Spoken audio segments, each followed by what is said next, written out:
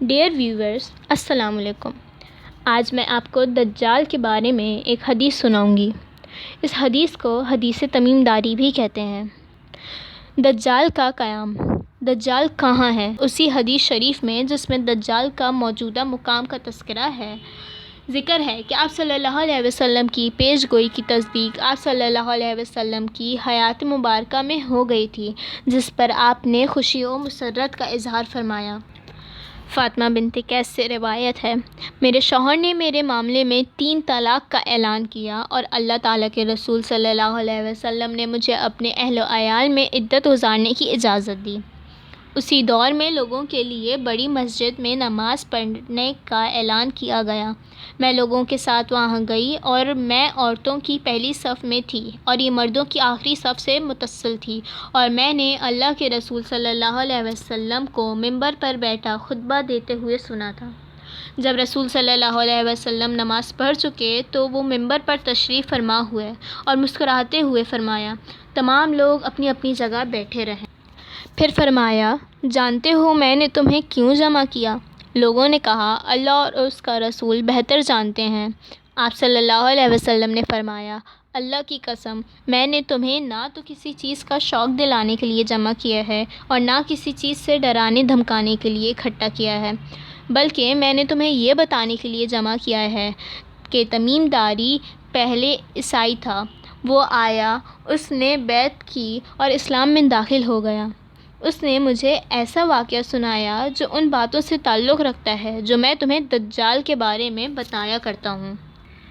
اس نے مجھے بتایا کہ وہ لخم اور جذام قبیلہ کے 30 آدمیوں کے ہمراہ ایک بحری جہاز میں سمندر کے سفر پر روانہ ہوا۔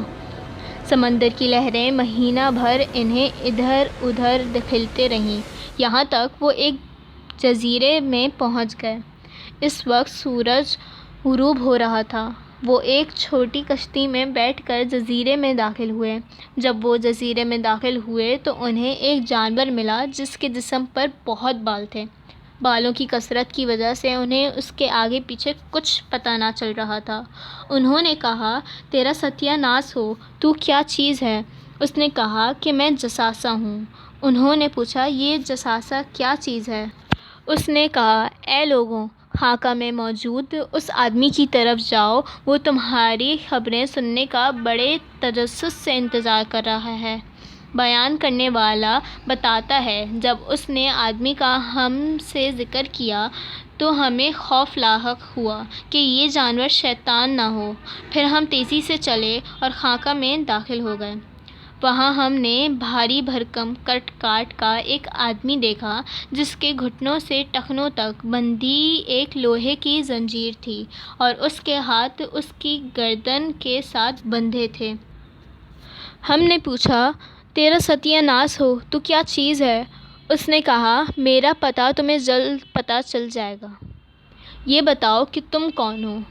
ہم نے کہا کہ ہم عرب سے آئے ہیں۔ ہم جہاز میں سوار ہوئے، سمندر میں طوفان آ گیا، مہینہ بھر لہریں ہمیں دھکیلتی رہیں، یہاں تک کشتی میں بیٹھ کر جزیرے میں داخل ہوئے۔ یہاں ہمیں ایک جانور ملا جس کے بدن پر بہت بال تھے۔ بالوں کی کثرت کی وجہ سے اس کے آگے پیچھے کا کچھ پتہ نہیں چل رہا تھا۔ ہم نے اس سے پوچھا، تیرا ستیہ ناس ہو، تو کیا چیز ہے؟ اس نے کہا، میں جساسہ ہوں۔ ہم نے پوچھا، یہ جساسہ کیا چیز ہے؟ اس نے کہا، خاکہ میں موجود اس آدمی کی طرف جاؤ، وہ تمہاری خبریں سننے کا بہت شوق سے انتظار کر رہا ہے۔ ہم تیزی سے تمہاری طرف آئے ہیں، اس ڈر سے کہ کہیں یہ شیطان نہ ہو۔ اس نے کہا، مجھے بیسان کے نخلستان کا حال بتاؤ۔ ہم نے کہا، اس نخلستان کے بارے میں کون سی بات پوچھنا چاہتے ہو؟ اس نے کہا، میں جاننا چاہتا ہوں کہ کیا اس کے درختوں پر پھل آتے ہیں یا نہیں؟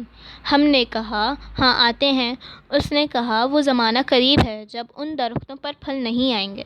اس نے پوچھا، مجھے تبریہ کی جھیل کے بارے میں بتاؤ۔ ہم نے پوچھا، اس کی کون سی بات جاننا چاہتے ہو؟